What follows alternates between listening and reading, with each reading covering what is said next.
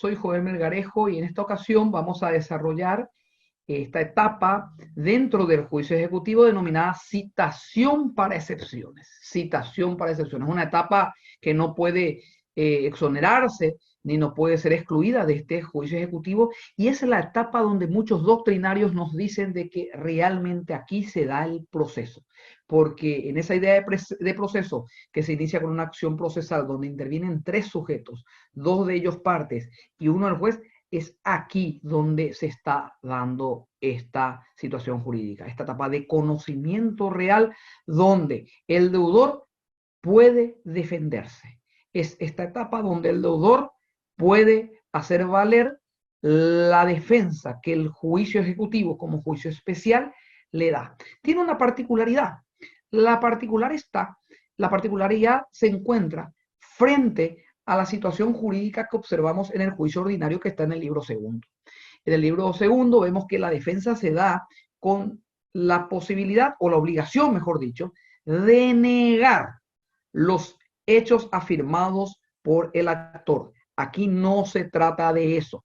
Estamos aquí en defensas específicas que nos permite este tipo de este proceso, porque aquí ya es proceso, de este proceso denominado ejecutivo, para que pueda defenderse ante la ejecución por vía judicial compulsiva, coercitiva, para el cobro en relación a ese título en el cual se está queriendo ejecutar o ese título que se está queriendo cobrar en moneda, en dinero, en efectivo, como es la finalidad del juicio ejecutivo. Bien, ya desarrollamos la preparación de acción ejecutiva, ya desarrollamos el control del 450 que hace el juez del instrumento, del título, ya hemos desarrollado cómo será la intimación de pago, las características y las consecuencias de la intimación de pago, las formalidades, dónde se demanda, cómo se demanda, se precisa, cómo debe estar constituido el título. Vimos la función del oficial de justicia y hoy en día cómo se puede ejercer la defensa en el juicio ejecutivo.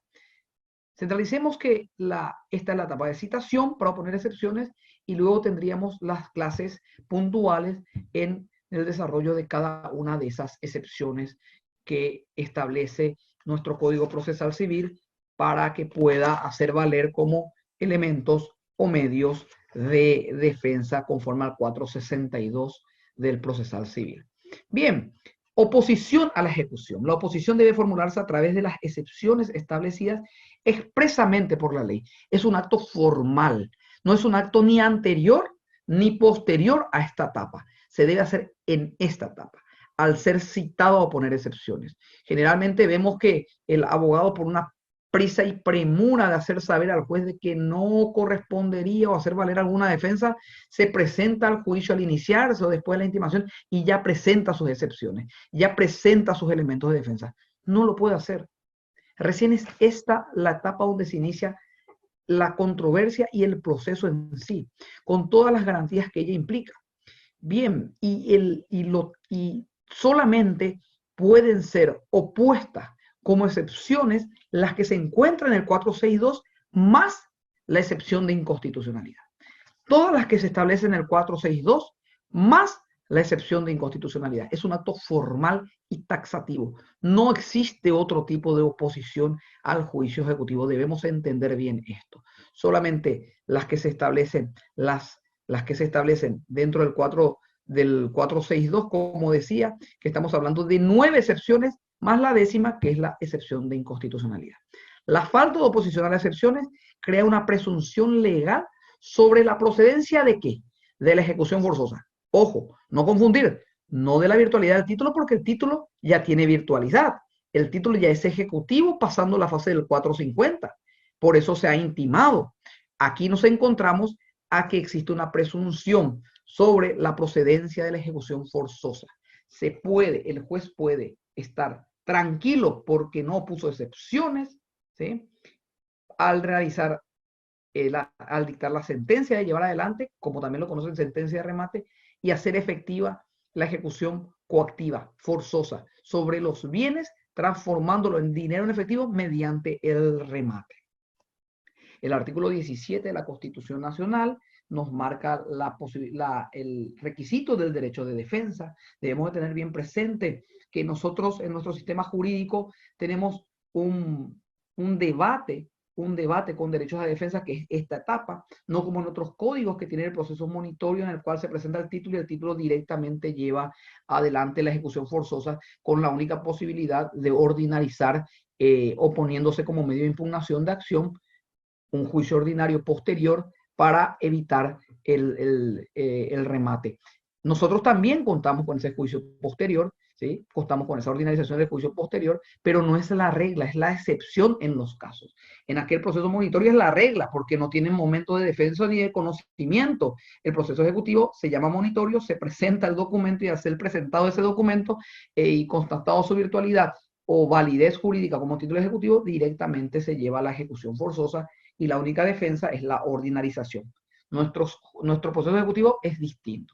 Tiene una etapa de preparación, un procedimiento de preparación, un inicio del proceso ejecutivo con un análisis del título, una intimación realizada inaudita aparte, y luego aquí la etapa de conocimiento, denominada de esa manera, etapa de conocimiento, donde se da la contradicción, donde se da el proceso realmente y se ejerce el derecho a la defensa conforme al artículo 17 de nuestra Constitución.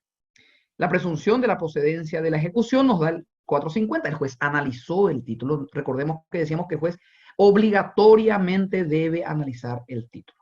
¿A qué se refiere esto? ¿Por qué? Porque puede ser que el deudor no se presente a oponer excepciones y el juez puede estar dando virtualidad a un título que no lo analizó correctamente y que realmente no es ejecutivo, y eso no es el propósito de la ley. Por lo cual se debe llevar adelante los requisitos que establece el 450 y así también el 460, que establece la intimación de pago, que ya vimos, y la oposición, la citación para la oposición de excepciones. El plazo indispensable para la defensa. Tenemos un plazo indispensable para la defensa que nos marca el artículo 17.7 de nuestra Constitución. Se condena por error judicial también en caso de no dar ese derecho a la defensa. Es una nulidad absoluta. Ya todos los textos, no solamente de derecho procesal, sino también constitucionales y de protección convencional, nos establece de que el derecho a ejercer la defensa en todo tipo de proceso, nuestro código así lo cumple. Y no solamente lo vemos allí, también el artículo 8 de la Convención Interamericana de Derechos Humanos establece el requisito de derecho de defensa en juicio, no solamente en casos penales, sino también en casos civiles, y nuestro juicio ejecutivo así lo permite en esta etapa de conocimiento conforme a la citación de oponer excepciones. Características de la oposición. Es una defensa limitada, no es abierta, no es extensa, ¿sí? Es puntual, es taxativa, no es una contestación, es una oposición puntual a las instituciones jurídicas establecidas como medio de defensa conforme al 462, ¿sí? No puede estudiarse las causas de la obligación. No, aquí hay un título y el título en sí trae aparejado, por lo cual se debe ejecutar, y ya que no pagaste la intimación de pago ni antes cuando fue vencido el plazo, entonces la justicia, por medio de ella, hay una ejecución forzosa y no se discute la causa de la obligación desde ningún punto de vista, al defenderse dentro de lo que establece el 462. El 465 en este aspecto dice: no podrá investigarse la causa de la obligación en el juicio ejecutivo. No se encuentra en tela de discusión. Existen otros mecanismos para poder solicitar o soslayar o peticionar o defenderse o determinar la causa de la obligación, no el juicio ejecutivo. Está imposibilitado. Solo pueden oponerse las defensas establecidas en el artículo 466, ¿sí? Allí nos establece que otro tipo de excepciones son improcedentes. Solo se puede establecer las que estábamos diciendo en el 462, son las oponibles, y en el 466 nos dice justamente que solamente es eso.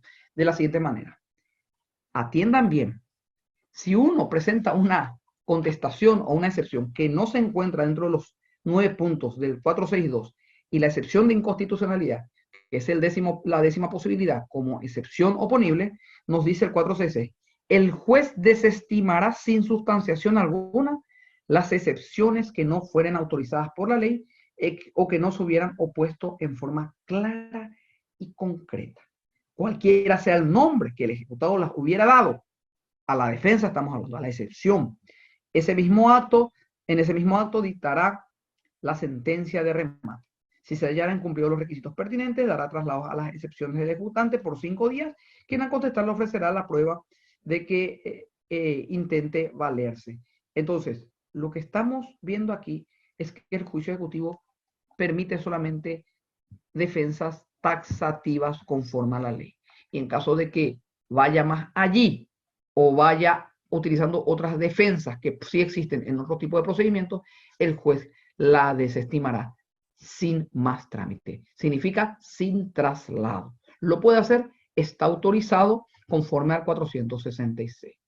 Es un breve plazo para la oposición y la prueba. Tiene plazos abreviados. Recordemos de que este es un juicio especial. Tiene sus propias reglas delimitadas. Los incidentes no se presentan como incidente de nulidad hasta la sentencia de remate, sino en esta etapa de excepción se presentan como excepción de nulidad. Cualquier defensa en aspectos de nulidades de los actos procesales se desarrolla en esta etapa, que es la excepción, no como incidentes. Esto funciona en forma sincrónica porque el proceso ejecutivo no permite el recurso, sino más bien el recurso de la sentencia y solamente esa sentencia que estudia las excepciones, por lo cual no se puede presentar, promover incidentes al trámite principal del juicio ejecutivo. Hay una medida de embargo preventivo y esa quiero recurrir. Sí, esa es recurrible conforme a lo que establece el libro cuarto que habla dentro del artículo 691 en adelante de medidas cautelares. Claro, podría darse, pero no, eso no es un trámite principal, porque hablamos de embargo preventivo, no el ejecutivo. ¿Sí? Eso sí puede ser objeto de recurso, pero no el ejecutivo. Entonces, tenemos que es un proceso vertical, es un proceso sumario reducido, ¿sí? Sumario reducido, pero que otorga las posibilidades de defensa. Aquí vemos que hay, y no hay que confundir, una inversión de la carga probatoria. Y pongo de esta manera, conforme al 468, que habla de los hechos controvertidos y las pruebas. El 468 nos dice, cuando se hubieran ofrecido las pruebas que no consistieren en constancia del expediente, el juez acordará un plazo común para producirla tomando en consideración de las circunstancias y el lugar donde debe diligenciarse. Dicho plazo no podrá exceder de 15 días como máximo. Corresponderán al ejecutado la carga de la prueba de los hechos en que fundaran las excepciones. Entonces, el que promueve la excepción debe de probar. A él le incumbe la carga de la prueba. A él le incurge la carga de la prueba. No es propiamente una inversión, porque el que afirma un hecho conforme al 249, regla general, dentro del libro segundo, establece que debe probar esas afirmaciones. Entonces, si el excepcionante deudor se presenta y excepciona por falta de acción, si excepciona falta de acción, se encuentra dentro de inhabilidad de título, ¿sí? O excepciona una nulidad, es él el que debe probar esos hechos porque es él el que afirma esos hechos, ¿sí? Entonces, no confundir la inversión de la carga probatoria con la responsabilidad que le da el 249 como norma ordinaria y también lo que nos dice el 468 propiamente, que instituye, lo marca, enuncia taxativamente que es el excepcionante el que debe demostrar su afirmación, su pretensión. Es un trámite irrenunciable la citación para poner excepciones, claro, porque es el momento de la defensa en juicio. No se puede obviar por acuerdo de partes de ninguna manera, porque la ley lo establece así, como trámite irrenunciable, es equiparable a una contestación de la demanda y eso se avisora, se ve en la práctica en la forma en que se debe notificar la excepción y en la posibilidad de que la excepción es considerada un medio de defensa y eso lo vemos en el momento de la caducidad de la excepción. Fundamentos jurídicos, el derecho a la defensa, artículo 16, 17, 18 de la Constitución, La inviolabilidad de la propiedad también. ¿Por qué? Porque vemos de que muchas veces la persona no tiene liquidez económica, pero tiene propiedades, y esta inviolabilidad de la propiedad privada que nos establece la Constitución en el artículo 109, esta se ve rota o se ve disminuida por la ejecución forzosa que el juez está ordenando ante esa propiedad para poder transformar esa propiedad en dinero líquido y saciar la pretensión mediante ese título que se ha presentado, demostrando así que existe una obligación.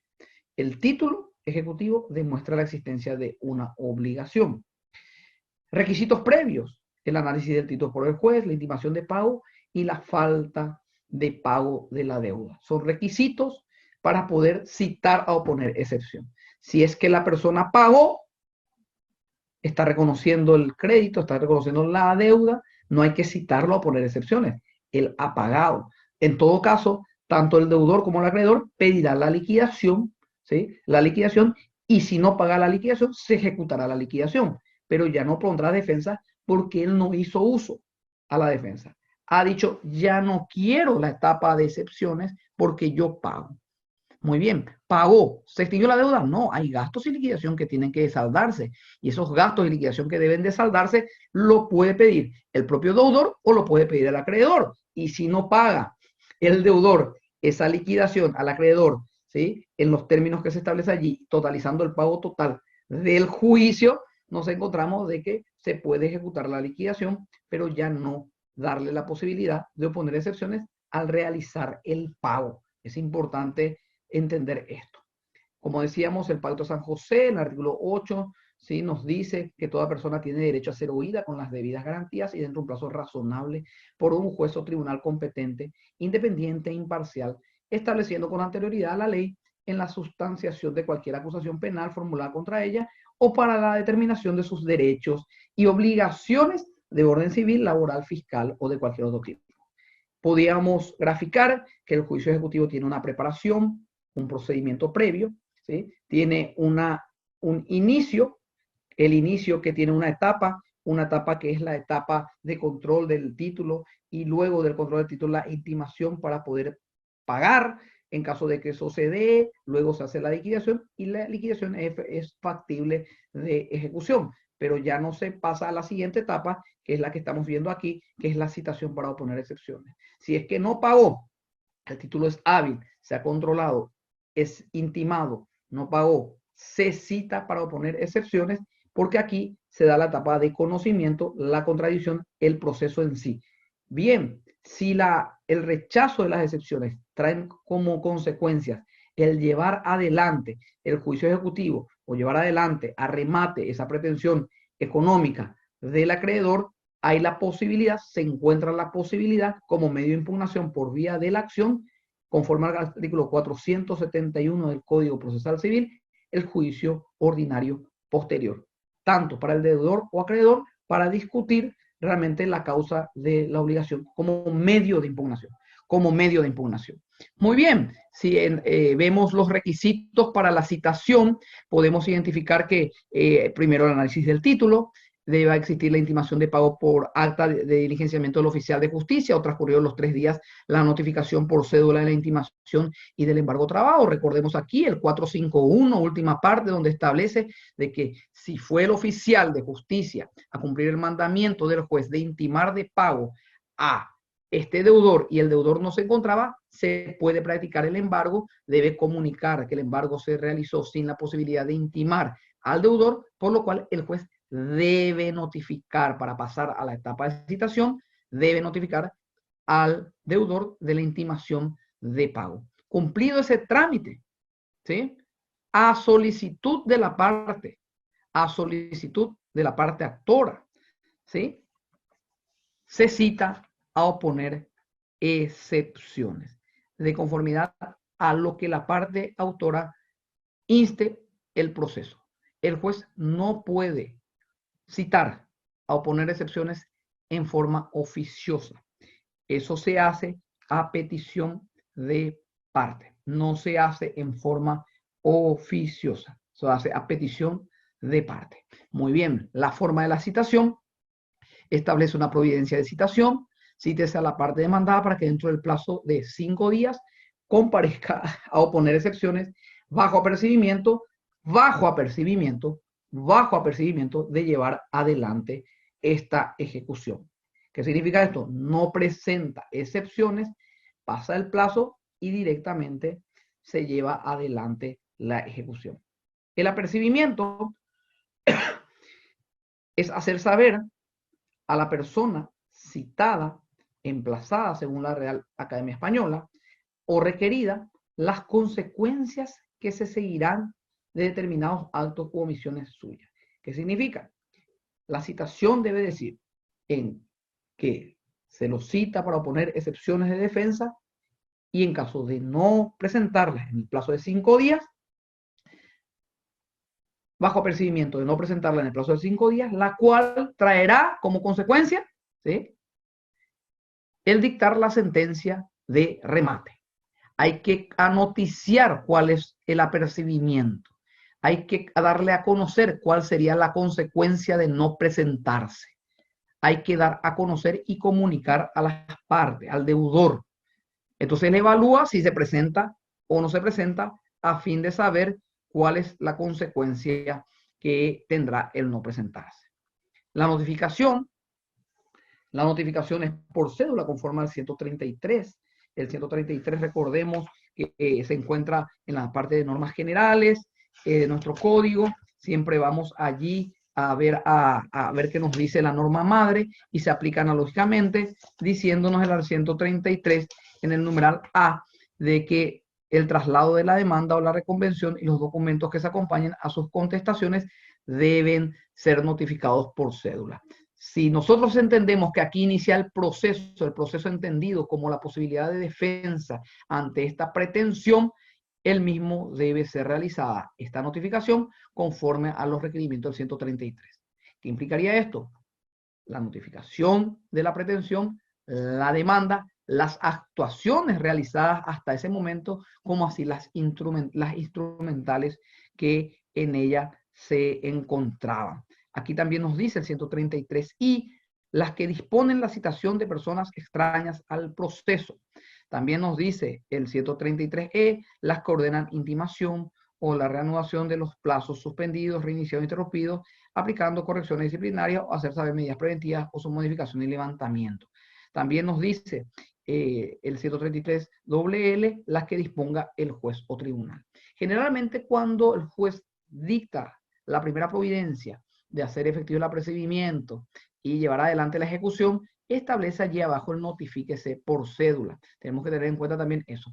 Pero eso es una notificación que hace a la intimación de pago y embargo, no a lo que estamos hablando ahora, de que lo que estamos refiriéndonos, conforme al 133, es de la citación a oponer excepciones, que es realmente un 133A, tiene que tener los mismos requisitos que la notificación de la demanda.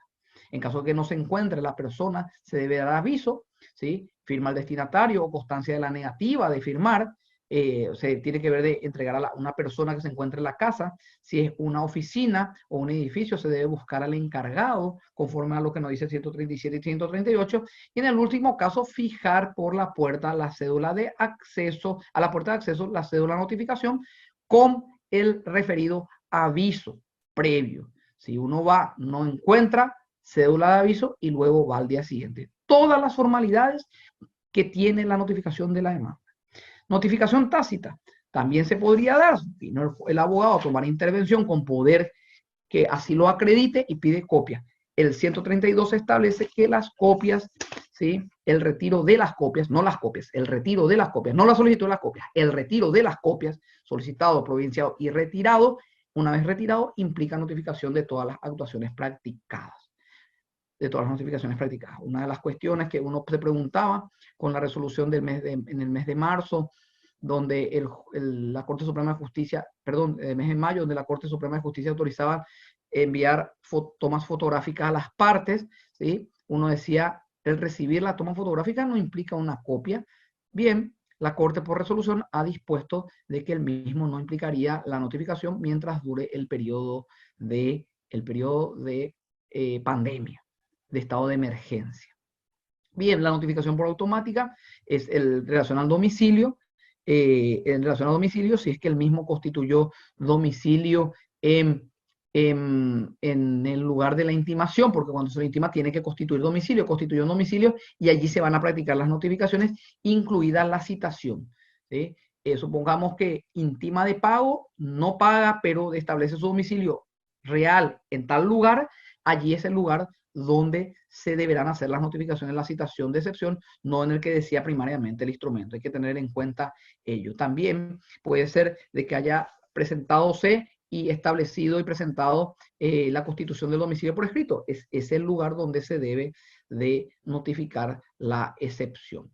Bien, vamos a un ejemplo práctico. Si el ujier notificador se traslada hasta el domicilio procesal del demandado para notificar la citación para oponer excepciones en un juicio, lugar que coincide con el real y con el fijado en el pagaré ejecutado, 14 de mayo, 498, Casi General Díaz, piso 7, oficina de Asunción, una vez en el lugar, no encuentra ninguna persona en la oficina mencionada, ni a las demás oficinas del piso. ¿Qué debe hacer? Porque va a ir a notificar el traslado, ¿sí? La notificación es el traslado de la demanda y la citación. ¿Qué debe hacer? En primer lugar, debe dejar una cédula de aviso. En segundo lugar, volver al día siguiente y si ocurre lo mismo, es buscar al encargado del edificio, dejar constancia que no se encontraba el encargado del edificio o ninguna persona a quien le podía comentar o entregar el documento y luego dejar pegado por la puerta. Las copias para traslado es un derecho constitucional. Escrito, ¿qué debe contener? ¿Sí? ¿Qué debe contener las copias para traslado? ¿Es solamente citar para oponer excepciones? ¿O deben existir copias para traslado? Sí, deben existir copias para traslado. Debe tener el escrito de inicio del juicio y de todos los documentos presentados por el ejecutante, ya sea esa preparación de acción ejecutiva, todo eso debe contener el traslado, ¿sí? Debe tener la firma del actor y del patrocinante o del representante en cada una de sus copias, que es un medio de seguridad, como se observa en la práctica, es un medio de seguridad para quien entrega los documentos. Estos son los documentos que yo autorizo que vayan, y corrobora el abogado de que estén, no deja a cargo del ujier que sean todas esas fojas realmente que forman parte del expediente, y él lo controla, por eso lo va firmando tanto el abogado, quien controla, como la parte o el representante jurídico o el abogado con representación debe firmar en todas las fojas, y eso es una garantía para él, que son las fojas que él decidió, que él verificó dentro del proceso, las que van a ser objeto de traslado, y así también es una seguridad, es un elemento de seguridad que tiene el demandado a fin de verificar qué es lo que el actor ejecutante quiso que uno reciba, y puede verificar si es conteste con lo que existe en el expediente una vez presentándose a verificar el juicio.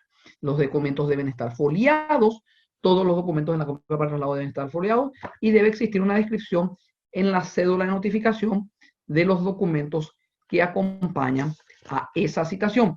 Eso generalmente no ocurre porque el 135, recordemos que nos dice en el Código Procesal Civil el contenido de la cédula. La cédula de notificación contendrá nombre y apellido de la persona a quien se notificará o designar, o la designación que corresponda a su domicilio, proceso en que se practica, ¿sí? La carátula, juzgado y secretaría que tramita o tribunal en su caso, quien es el juez y el actuario, transcripción de la parte pertinente de la resolución, que es lo que se dispuso en la resolución o en la providencia, ¿sí? Córrase traslado de la, téngase por solicitar la citación de oponer excepciones, córrase traslado, ¿sí? Córrase traslado de todos los documentos que implican la demanda. Debe de decir detalladamente, ¿sí? Detalladamente lo que se ha providenciado. Transcripción, dice, de la parte pertinente de la resolución. 135E, objeto claramente expresado si no resultara de la resolución transcripta.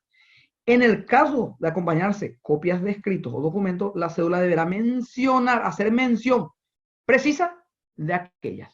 ¿Qué es lo que observamos? De que se pone cantidad de fojas agregadas, se pone al pie de la cédula de notificación, ¿sí? Pone a mano, escribe a mano la ujería sin notificar. El 135, dentro de su formalidad, nos dice esta última parte, en el caso de acompañarse copias de escritos o documentos, la cédula deberá hacer mención precisa de aquella. No una descripción del documento, ¿sí? No se hace la descripción del documento, no se cumple esta última parte por formalidad, se acompañan tantas fojas útiles y se confía en la firma del abogado representante o del actor y su patrocinante en las copias para traslado, obviando ese último punto. Entendamos esto. No se puede pretender que el ejecutado ejerza su defensa en base a una documentación distinta a la que fue entregada como copias para traslado. Esto nos decía el profesor Marcos Riera Hunter, profesor Marcos Riera Hunter, en este voto, en este caso, en la Sala 1 del Tribunal de Apelaciones Civil y Comercial de Asunción. Entendamos, no puede pretenderse que el ejecutado ejerza su defensa en base a una documentación distinta a la que se es entregada como copia para traslado. Entendamos de que con la citación para oponer excepciones deben acompañarse todas las copias o los documentos que hacen a la demanda. Todas. No se puede obviar. No solamente es una notificación, es una notificación para ejercer defensa. Falta de copia para traslados. Bien, el artículo 107 establece que en caso de que no se presenten estas copias para traslados, se pueda devolver la cédula y no es que se suspende ni interrumpe el plazo. No se computa. No inicia el cómputo del plazo para contestar la demanda, la devolución de las copias conforme al 107 por no estar todas las copias que se encuentran en las actuaciones. Hay una obligación del actuario de dejar constancia de la no presentación de las copias, ¿sí? Conforme podemos llegar a observar en la normativa conforme al artículo 37, inciso B del Código Procesal Civil. Hay actuaciones de oficio del juez, conforme al 135 y 144, y también podrá hacer a solicitud del demandante, del demandado, cuando está devolviendo la cédula porque no agregaron todos los documentos. La intimación es por 3 días, bajo perseguimiento de tener por presentado el juicio ejecutivo, es por 3 días, y si no lo presenta dentro de esos 3 días con el plazo de gracia, el juez debe determinar en esa intimación que es bajo percibimiento de tener por no presentada no tener por no presentada el traslado de la excepción o esos documentos que no se han acompañado, ¿sí? O esos documentos que nos han acompañado, porque muchas veces hay partes solamente del expediente que no se completan en el traslado. Entonces, todo lo demás le llegó, lo que no le llegó es lo que la percibe para que complete, y si no completa son esos documentos lo que no van a formar parte del traslado, haciendo efectivo el apercibimiento de la intimación que se llega a practicar conforme al 107. Pero el plazo para contestar, el plazo para excepcionar no se suspende, no se interrumpe, es que no inició a computalizarse, no empezó el cómputo para contestar, para proponer, para oponer la excepción propiamente, para ejercer la defensa. No ha iniciado ese cómputo porque ha devuelto la cédula por faltarle una formalidad. Debemos de tener en cuenta esa situación. Cómputo del plazo. Muy bien. El plazo para oponer las excepciones es de 5 días. Se cuenta desde el día siguiente de la notificación, conforme al artículo 147. El plazo es perentorio e improrrogable. ¿Qué significa esto? Se computa de pleno derecho, conforme al 145. No hace falta declaración judicial que así lo estime. Directamente pasa el plazo y ha perdido el derecho. Se extingue el derecho, caduca el derecho, perime la posibilidad de hacer valer ese derecho. Ampliación en razonada instancia, se conforme al 149, de acuerdo a la región oriental o región occidental, se computan los días cada 50 kilómetros, conforme a la acordada reglamentaria. Es un plazo individual. La posibilidad de oponer excepciones es por cada uno de los demandados, es para cada uno de los demandados. Son plazos individuales que corren de acuerdo a la notificación por cédula. El informe del actuario sobre el cumplimiento de los plazos que establece el 186 es solamente un informe que le hace al juez, no es una prueba, es una comunicación al juez sobre lo que está ocurriendo en la actuación procesal para que el juez determine en caso de que fue presentado o no presentado dentro del plazo establecido la excepción correspondiente, y en caso de no ser opuesta conforme al tiempo que estaba establecido, se debe llevar adelante directamente la ejecución. Los días que se cuenta para oponer excepciones. Esos 5 días son plazos procesales por los cuales son días hábiles. Las excepciones oponibles pueden ser excepciones dilatorias o pueden ser excepciones perentorias. Estas excepciones oponibles dilatorias, las dilatorias son para denunciar una omisión de carácter procesal, se refieren al proceso y no al derecho material, sino, por ejemplo, a aspectos de la incompetencia, aspectos de la competencia, aspectos como el defecto legal de la representación que invoca la persona que se encuentra pretendiendo la ejecución forzosa. También esta falta de personería, la litispendencia, también son excepciones dilatorias que se pueden corregir o que sirven para corregir el tránsito del proceso y no tener un proceso defectuoso. La inhabilidad de título fundada en la inexigibilidad y espera, por lo menos si es que hay un documento que han regularizado una espera con relación al cumplimiento de la obligación. Esta inhabilidad de título puede ser pasible dentro de esta forma de interposición como una excepción dilatoria y perentoria para cuestiones de derecho del actor a ejecutar el título, como son la falsedad de ese instrumento, de ese título, la inhabilidad del título cuando se funde en la inexistencia del título en sí, ¿sí? En la virtualidad del título en sí como título ejecutivo estamos hablando. Bien, entonces tenemos en este aspecto la inhabilidad de título puede ser fundada como dilatoria o como perentoria. Inhabilidad de título fundada como dilatoria es aquella que hace a la inexigibilidad y espera de ese título. Pero cuando hablamos de la inhabilidad de título perentoria es cuando se funda en la inexistencia del título, la inexistencia legal de ese documento. También la inhabilidad se presenta cuando existe una falta de acción, ¿sí? En vez de la falta de acción de excepción ordinaria, tenemos nosotros la inhabilidad de título para poder reclamar la legitimación de las partes. También existe como excepción oponible en forma perentoria la prescripción, ¿sí? La prescripción del derecho, del instrumento, del título, pago por compensación, la quita, la innovación, las transacciones y la cosa juzgada, que son elementos, que son defensas, que son excepciones puntuales que establece nuestro Código Procesal Civil para ser opuestas a la prosecución de esta ejecución como medios de defensa que vamos a analizarlo en forma puntual en los siguientes módulos. Esto se encuentra dentro del artículo 462. Los requisitos para la oposición, vemos que tiene que ser una legitimación sobre vemos que tiene que ser una legitimación sobre el demandado, ejecutado deudor, citado, puede oponer excepciones, salvo en la ejecución hipotecaria, donde eso no es posible porque en la ejecución hipotecaria se encuentran legitimadas las partes en ese documento, en esa escritura pública. Pero esto sí se da en materia de juicios ejecutivos conforme lo estamos analizando. También los requisitos para la oposición tienen que ser una capacidad procesal. Dentro del artículo 36 y 37 estamos hablando de que puede tener una capacidad para poder presentarse propiamente en juicio, tiene que tener una capacidad de hecho personal para poder ostentar esta representación procesal. Debe de constituir el domicilio procesal como requisito para oponer esta excepción. Tiene que tener patrocinio abogado o debe ser representante o debe tener la representación de un abogado matriculado conforme a las normas que establece el Código de Organización Judicial y las reglamentaciones de acordada. Estos son los requisitos: legitimación, capacidad procesal, constitución de domicilio y patrocinio obligatorio.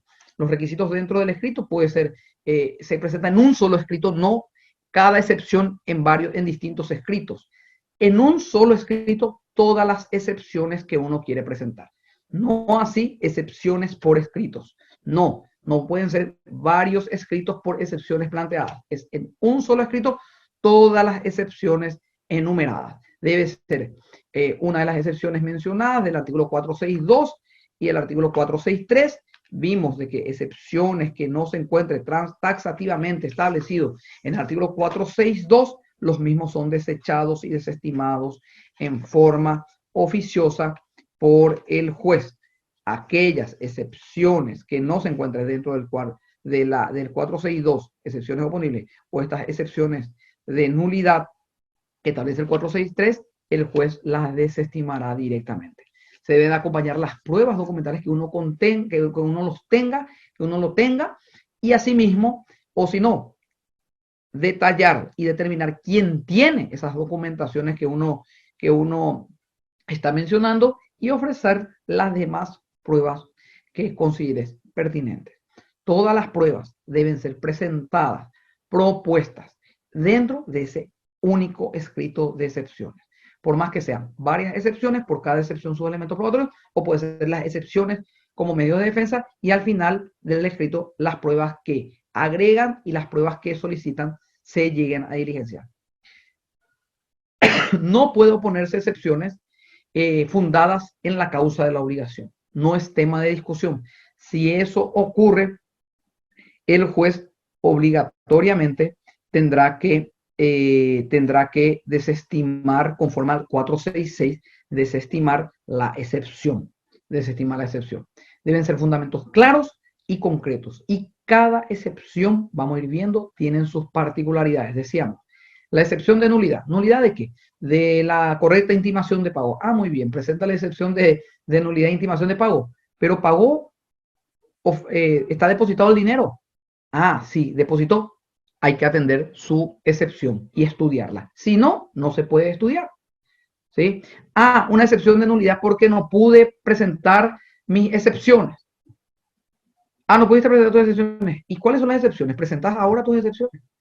Uno tiene que traer las consecuencias, cumplir con las consecuencias de esa imposibilidad que le ha causado ese acto nulo. Debemos entender esto. Vamos a dar en forma detenida cuando vemos este tipo de excepciones. Muy bien. También tiene que ser presentado dentro del plazo. En el caso de las excepciones de nulidad, debe depositarse el monto de la deuda y oponer las otras excepciones, por supuesto. Desconocer la obligación es un punto que se tiene muy en cuenta dentro de nuestra jurisprudencia. Si bien es cierto, no se encuentra eso taxativamente en la ley, pero es una consecuencia, porque si la deuda existe, la misma se debe pagar. ¿Sí? Entonces uno no puede utilizar artilugios procesales dentro de la figura del juicio ejecutivo, por más que existan algunas anomalías dentro del proceso, si es que la deuda es exigible. Por eso es requisito depositar el monto de la deuda en caso que sea la intimación de pago o que esa situación jurídica le ha hecho imposible ejercer el derecho a las excepciones, deben presentar las excepciones. Y debe desconocer la obligación si es que dice de que el título no es válido. ¿Sí? Debe negar la autenticidad de la firma. Debió negar la autenticidad de la firma. Si es que ahora dice que el instrumento no trae aparejado de ejecución y que no es su firma, debió negar, teoría de los actos propios. El carácter del locatario o de la condición conforme al 463 también. Entonces, nos determina la excepción de nulidad no simplemente a una presentación de defensa por presentarla, ¿sí? Sino que tiene condimentos, tiene requisitos y lógica dentro de la lógica del juicio ejecutivo, no de la defensa, sino del juicio ejecutivo y su finalidad, la interposición de cada una de esas excepciones. El documento debe de demostrarse el documento para aprobar el pago, ¿sí? Se debe agregar el documento que demuestre que se ha pagado. No, yo tuve intención de pagar. No, el pago se encuentra en la casa de fulano. No, debe estar el documento que demuestre, y ese documento debe ser fácil, con facilidad, debe ser observable de que hace al título ejecutivo. O sea, uno presenta un recibo de pago que dice exactamente pagué el cheque número tal, no otra transacción que haga de que pueda existir equívocos o falta de certeza en relación al pago y al instrumento que se está ejecutando. La negación de la deuda es un requisito para la inhabilidad de título, es una doctrina ya aceptada por nuestro país, dentro de una doctrina argentina ya traída desde Vélez, donde uno no puede pedir la inhabilidad de un título si es que no niega la deuda. Yo decía, esa deuda no existe, no es mía, y ese título es inhábil. ¿Sí? No puede ser el título inhábil siendo que existe una deuda contrapartida. El juez rechaza sin sustanciación y puede dictar sentencia. El rechazo sin sustanciación se debe cuando los elementos probatorios son todos instrumentales que se encuentran ya en el expediente. Entonces, al tener todas las pruebas ofrecidas y son instrumentales, no tiene por qué abrir a prueba, sino puede rechazar, puede estudiarlo sin sustanciación o puede rechazar en caso de que estábamos viendo de que sean excepciones que no guarden relación o que no cumplan con los requisitos que estábamos identificando. El traslado a la otra parte es por 5 días para para contestar esta excepción. Se debe calificar correctamente la excepción que va a ser en estudio, con la posibilidad del juez de recalificar la pretensión conforme a lo que está observando, cuál fue el objeto pretensional en sí y poder tocar la calificación jurídica para el correcto estudio de la defensa presentada. ¿Hay incompatibilidad de la excepción? Sí, la inhabilidad de título no es compatible con otra excepción. Hay excepciones que no pueden ser presentadas en forma conjunta porque son incompatibles. Por ejemplo, la inhabilidad de título no es compatible con la excepción de pago. A ver, si yo digo, yo pagué, pero el título es inhábil, ¿cómo pagaste si el título es inhábil? ¿Sí? No hay una lógica en ese tipo de defensa dentro del juicio ejecutivo. O el título es inhábil o pagaste. No, pero yo pagué. ¿Y por qué pagaste si el título decís que es inhábil? Entonces, la inhabilidad de título no es compatible con la excepción de pago o cualquier otra que tenga por efecto la extinción de la obligación documentada del título. Por ejemplo, ese documento ya no existe, fue pagado por mi hermano. Bien, ¿y dónde está el documento que dice que tu hermano pagó? No, pero también es inhábil. No, ¿cómo va a ser inhábil si decís que pagó tu hermano? Si pagó tu hermano tu deuda es porque era hábil o es hábil el título. Entonces, son incompatibles estas defensas, pues incurre en contradicción al oponer también al progreso de la acción ejecutiva la defensa de pago parcial sobre el mismo título. Excepción de pago parcial, inhabilidad de título. Es incompatible y no es concebible, entonces, por lo cual la inhabilidad de título se desecharía en forma inmediata. Bien, aquí una pequeña reflexión, más bien. El deudor A opone excepción de inhabilidad de título por falta de acción.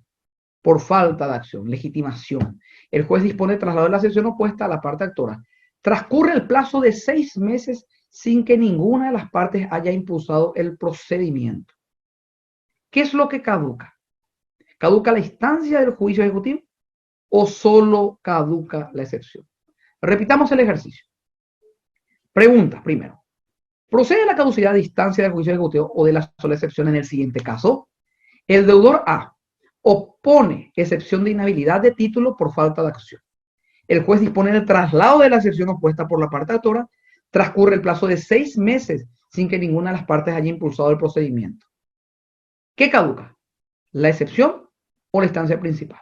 Y realmente caduca la instancia principal, porque las excepciones se tramitan dentro de la instancia principal de juicio ejecutivo. No se abre un accesorio para poder estudiar esto. Es solamente una instancia, la instancia del juicio ejecutivo, que justamente luego de la intimación abre con la citación la instancia de oponer excepciones, citándole al deudor para que oponga su excepción, carga del actor, ¿sí? Presentada la excepción, que se resuelva eso. ¿Quién es el que tiene el interés? Es el actor. El actor es el que quiere llegar a la sentencia. El actor es el que quiere la sentencia de remate, por lo cual es él el que debe impulsar la notificación. Y en caso que no lo haga, la misma caduca. Caduca el principal. La instancia principal caduca por inactividad del actor. Esta jurisprudencia nos dice a nosotros, el juicio ejecutivo comprende 3 etapas: diligencias preparatorias, la acción o demanda ejecutiva en sí misma y el cumplimiento de la sentencia. La citación para oponer excepciones es un trámite irrenunciable y eventualmente la oposición de excepciones pertenecen por su naturaleza a esta segunda etapa en el juicio ejecutivo. Las excepciones no son incidentes o cuestiones accesorias al principal, sino que integran los procedimientos propios principal del juicio ejecutivo. La excepción es un medio de defensa, no es un incidente, por lo cual no puede hacer una caducidad solo de la excepción. Esto en concordancia con el artículo 179, segunda parte, donde dice que solo caducan por sí la reconvención y los incidentes en el juicio ordinario, que se aplican analógicamente. Por lo cual, la excepción, al no ser un incidente y menos una reconvención, sino un medio de defensa, hace caducar la instancia principal. Muy bien, queridos amigos, de esta manera desarrollamos esto que es una introducción a las excepciones, que es denominada la citación para poner excepciones y los requisitos que tienen las distintas excepciones que vamos a estudiar con detenimiento, en forma individual, en forma teniendo enfrente la normativa y la casuística en los siguientes módulos. Desde ya, muchas gracias y hasta pronto.